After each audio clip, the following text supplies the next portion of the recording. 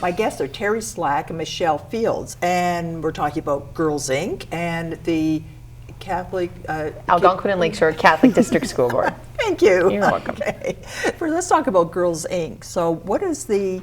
you're a United Way funded agency. Yes. And you have bullying prevention is a big focus of yours right now. Can you tell me about that? Yes, most definitely. Because of United Way's funding, we're able to provide after-school programming and in-school programming to girls all over KFLNA.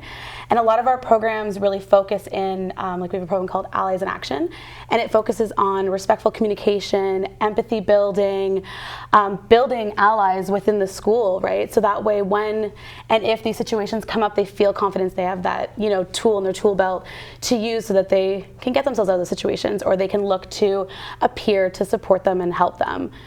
Yeah. And I know that the Catholic School Board have had the pink shirt campaign for a number of years now. There's a significance in the pink shirt, isn't there? Can you tell me about that? There is. It's based on an experience that a young person had out east in Canada where they were ostracized because of the color of their t-shirt that they wore to school. And students and staff around the young person started this type of campaign, so to reduce the stigma of clothing in particular, and just to reduce the stigma and address bullying prevention in school.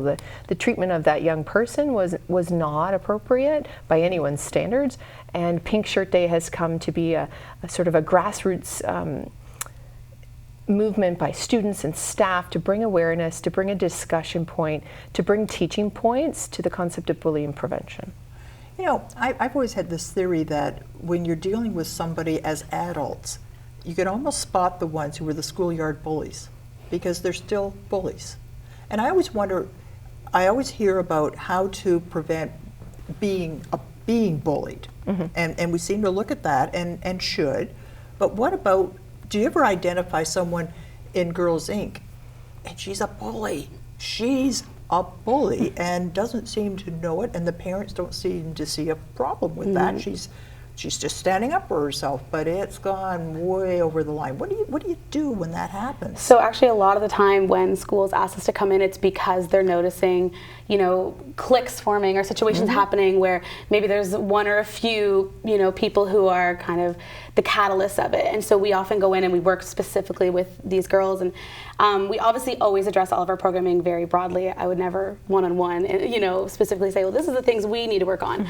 But it's kind of just building confidence overall for young girls and giving them the tools in order to engage appropriately with each other. So oftentimes I'll have young girls who will be very upfront and be like, well, I'll just punch them if they do that. And so then we have to talk about, okay, well, what happens when you do that, right? And we talk about like the consequences and how every action has a equal and opposite reaction to it, right? And so we kind of go into that, and then the empathy building is such a big piece because often they go in and it's very like tunnel vision with each kid where they're kind of like, well, my issue is the biggest issue and that's the issue that matters. And so we talk about how everyone comes in and they all have their own things going on, they all have their own emotions. One of the biggest pieces that we do is building resiliency, right? And teaching them about that.